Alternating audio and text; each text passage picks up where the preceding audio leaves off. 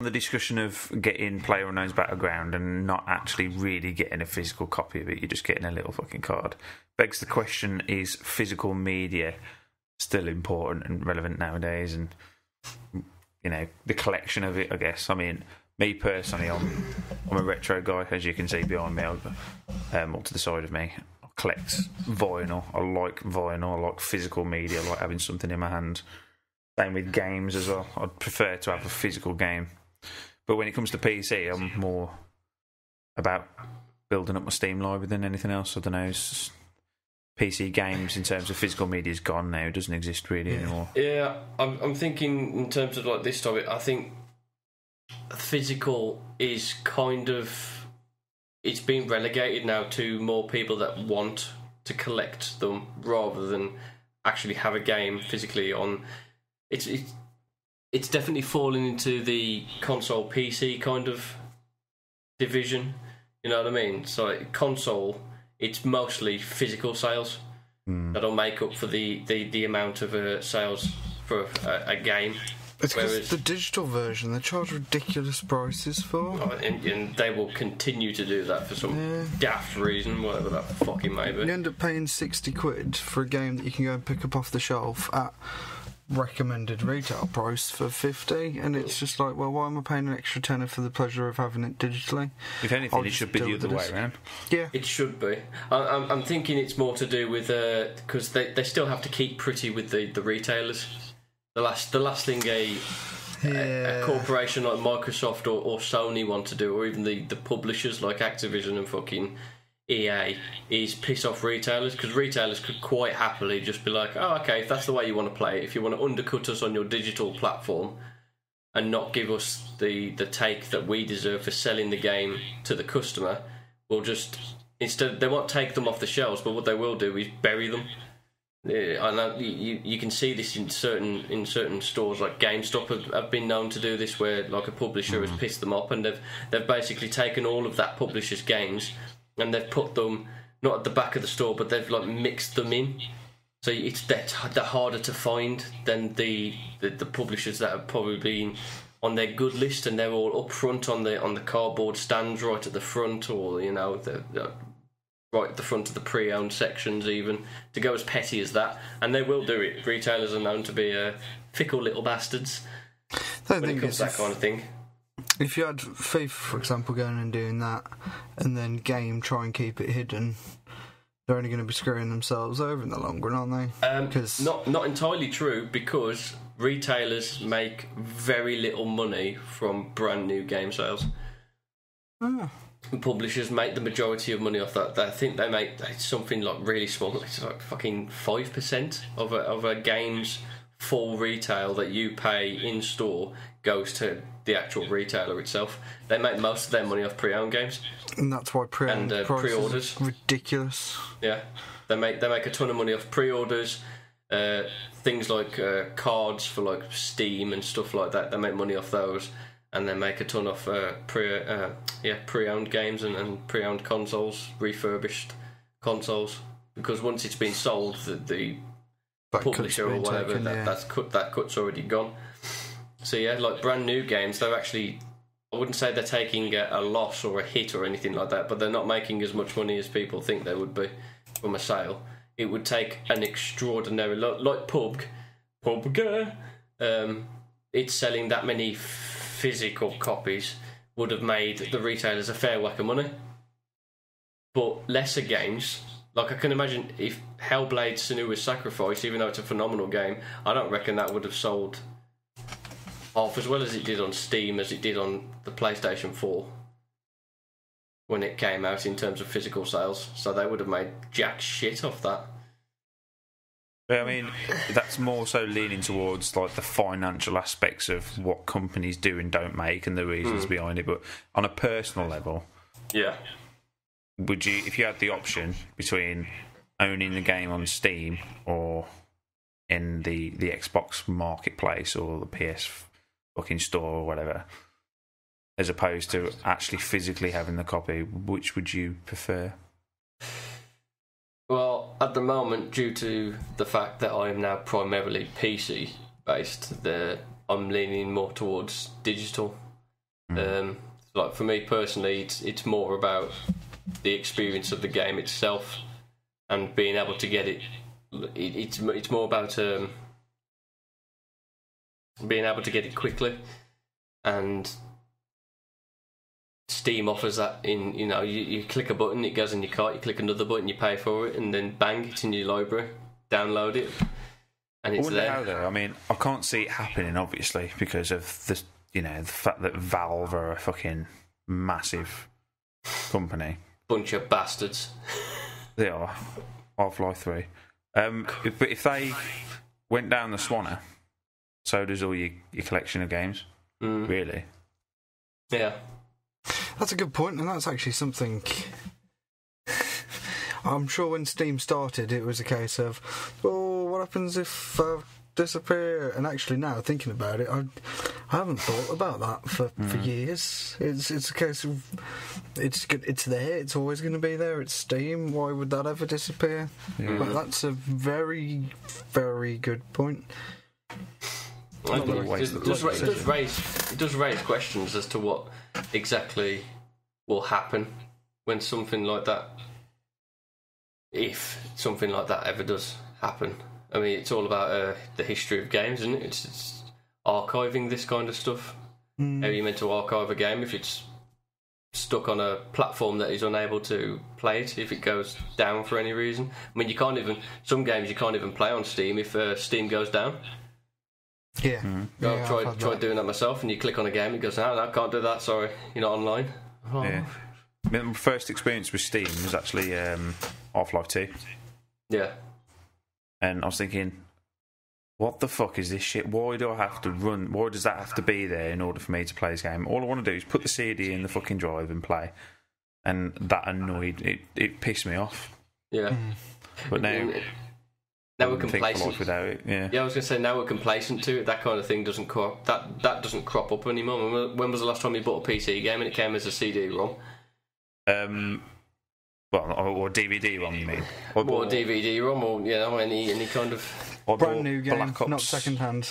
Brand new game. I bought Black Ops 2 for the PC, and I put it in, and you redeem it on Steam. The only purpose of the disc is A, collecting, and B, you can have the actual game and you just download the update, so it installs faster rather than downloading it. That's it. Right. I've got Modern Warfare 3 PC there as well. I've got Human Revolution DSX. You've also I'll never use the CDs again. Huh? You've also got the tiny little ponytail, which I've just noticed. It keeps the air. I can't get all this up with you just fucking look at twat, but it keeps it out. Keep it. But yeah, my Padawan. Battlefield 3, there's another one as well. But I suppose in today's age, I mean, I've got an Xbox One, but I don't fucking play the bastard because I can get everything on the PC. Really, I only play it sort of with friends and such. But modern day collection of physical media is dying. Yeah, if not already fucking dead, really, especially for the PC. But I don't know, the collection of the physical side of it it's going to be for retro things, I think. But this is it. Like, when I think of like physical media now, I'm thinking about when it is that I'll be buying my own retro consoles to put up on shelves that I'll be eventually putting on this lovely wall over here. Where I'm thinking about, I'm going to get myself a Sega Saturn and all the games that I used to play on Sega Saturn, Virtua Fighter and stuff like that. I want to get those. That, for me now, that is more physical media. Because even music, I don't remember the last time I bought a CD. I won a CD on a Facebook competition by being an arse and being picked out. But I wouldn't have bought that CD. If I wanted to own the music, I'd have just gone on Spotify or Google Play and purchased the music directly. Or stream the music. Stream the music. So again, that's why I think, I don't know, there seems to be a backlash almost against the sort of digital world. That's why things like retro games and retro consoles have come back. That's why you're getting the NES and the SNES Mini. That's why you're getting a stupid fucking Atari box that's coming out that's going to be ridiculously priced. That's why people are going out and buying vinyl more than ever before. Yeah. Because people, I think, miss that romantic side of opening a case or putting a cartridge in, a physical thing, and flicking a switch, you know. Yeah, I mean, like, Christ, like the best thing about buying a brand new game was getting it home, cracking it open, and having that new game smell. Smell of that book, yeah. Yeah, the smell of the book. And actually included manuals, remember that? Oh my God. Baldur's Gate, something that was like 300 pages thick because of all the spells. It was a fucking D&D guide. Yeah, it was bloody... six CDs, Baldur's Gate. 6 CDs, yeah. So, yeah. You'd open it up and a fucking dungeon master would pop out and start fucking talking you through it. And then try and explain how Thaco worked. Fucking, you won't get that these days at all. Now you'll buy a game and you'll, instead of opening it up and seeing 6 CDs, you'll click install and see exactly how much fucking room it's going to take up because developers have forgotten what fucking compression means.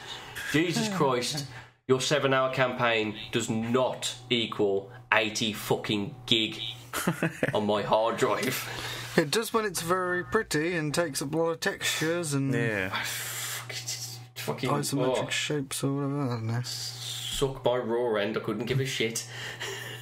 I think the big thing for and this is less sort of personal preference towards digital versus physical media, but I think the big bonus for digital, and you only have to look at the PC games market, Steam or anything like that, is that it makes it a hell of a lot more accessible for the developers. Because if you're a bit part, you're a 2-man team, you can't afford to go and get 600,000 Xbox discs printed.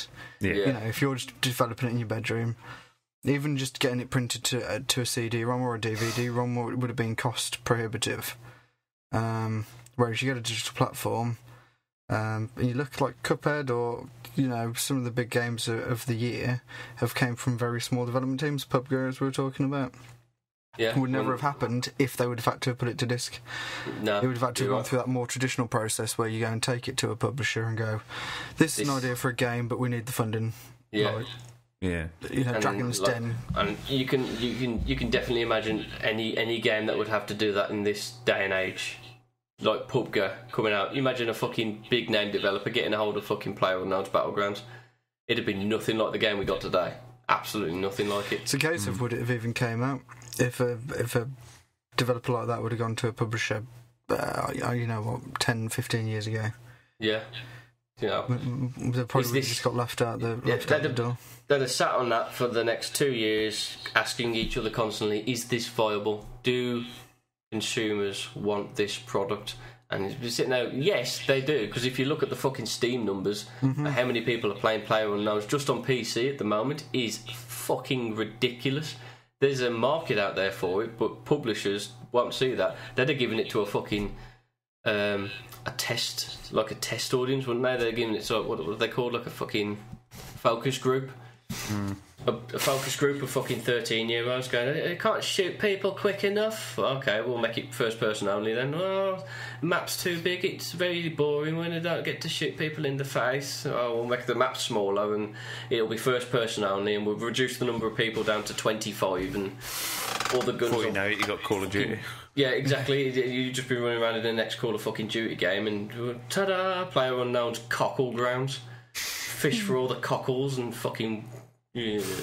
So I suppose in that respect then, the fact that things are digital expands and allows for more creativity. Yeah. I think there's pros and cons to either, isn't there, really? When like physical media it's good to own. It is yours, you own it. This is, you've got it on your shelf, take it out, you play it whenever you want. Fine. Digital media it's easier to access, and it's easier to come by. I mean, obviously there's a lot of games on Steam, most of which will be utter shovelware shite, but there'll be some gems mixed in with the cack. Yeah. But physical media at the same time, you have to, this is coming from a fat lazy bastard's perspective, but for me to go, either I order it off Amazon or Game.com, and I don't order anything off fucking Game because they're fucking horrendous at deliveries and they lose your shit in the mail all the time, or you got to go out to town. You know what I mean? Go pop up to the local game or GameStop or whatever it is. Search around, rummage around in their bins for something that you want to fucking. You know, have you got any ID? Yeah, I've got me. Fuck off! Put me balls on your desk, you bastard. Do I look like I need ID? I'm nearly 30. Fuck off. It's, you know. Yeah, I think it's me personally. It's the best of both worlds. I mean, PC, modern gaming, it'll be all digital. But then, on the flip side, for the retro side, the collection of consoles and games, there's anything from fucking the Atari 2600 all the way up to the PS3, I would say, and the Xbox 360. All that physical media to collect. Yeah. So, best of both worlds. I mean, I know it's like very, very, very, very close to Christmas, but I'm still considering picking up the Switch because there's games on like the PS4 that I want to play, and there's games on the Xbox One that will just come out on the PC, so that doesn't even fucking count. But the Switch is like in its own little bubble, its own little universe, where its physical media is something I actually want to get a hold of, stop playing my damn self, and I ain't never going to get that on any other platform. No. I'm not getting that in the. You know, they've got their own eShop or their digital store, but everyone says Nintendo's eShop is usually a whole fucking wheelbarrow full of tripe. So just buy the games, plug them in, and play it that way. So in terms of physical media, I still think Nintendo are actually the way to go if you want to keep collecting that stuff and having a nice shelf filled with a catalogue of games. Plus, fucking Doom on the Switch. That is amazing. I want Switch on handheld.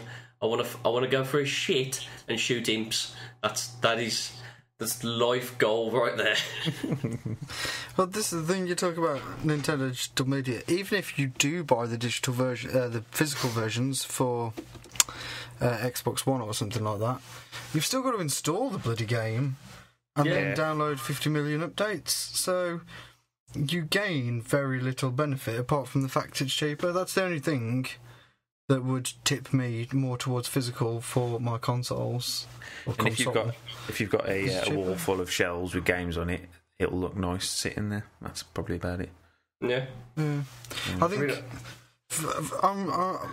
for me, everything PC, of course, is digital. There are potential issues with that, which I'll come back to. Console, I'd like it to be digital because it would just make life a lot easier.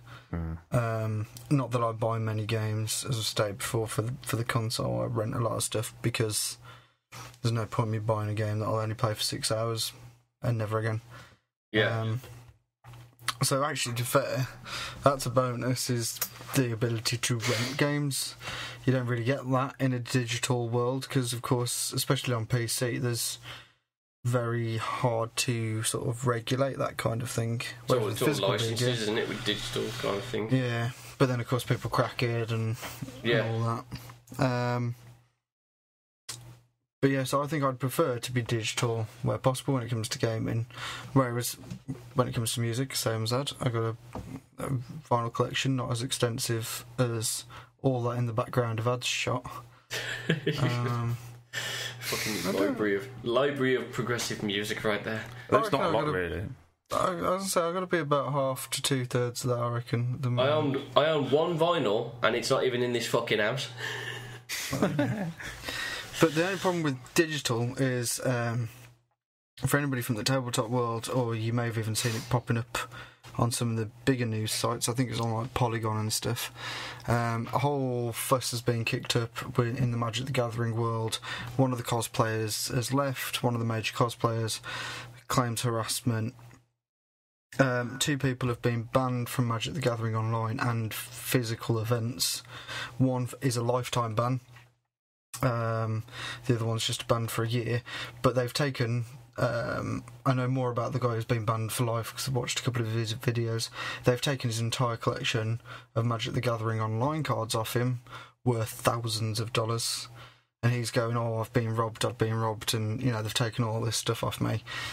The problem with digital, and I suppose we're shifting, I'm shifting away from owning a copy of a game physically and actually having the digital version downloaded.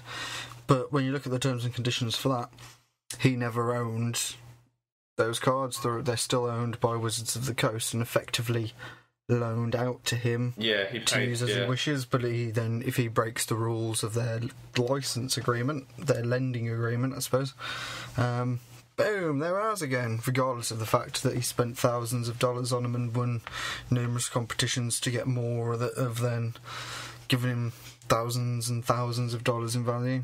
There's always that worry with digital stuff, is where, I suppose with Steam, if you paid for it, you own it. I mean, this is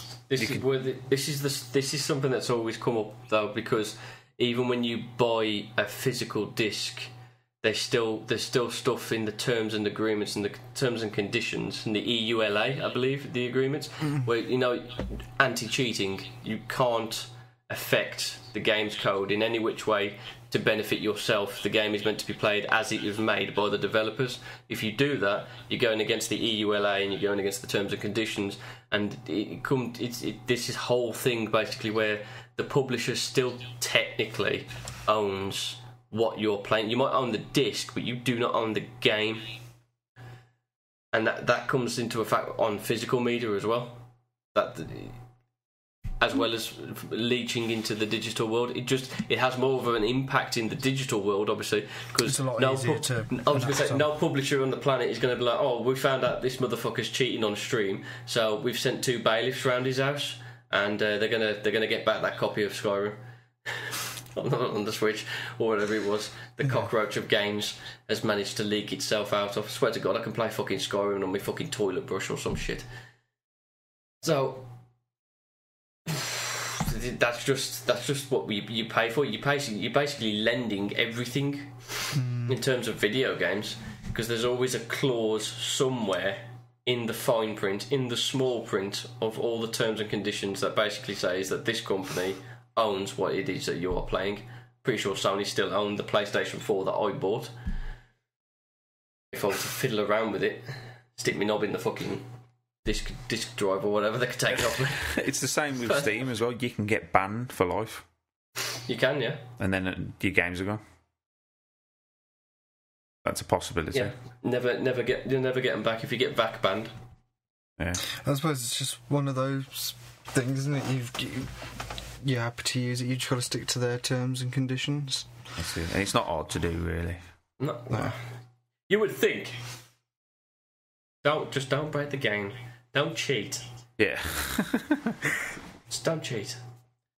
That's the moral of this story. We'll take that away with us. Don't smoke crack. Yeah. Snort it. Put it in your rectum. To be fair, no, I'm not going down that road. Stop it. Well, I think we can summarise that anyway with physical is nice.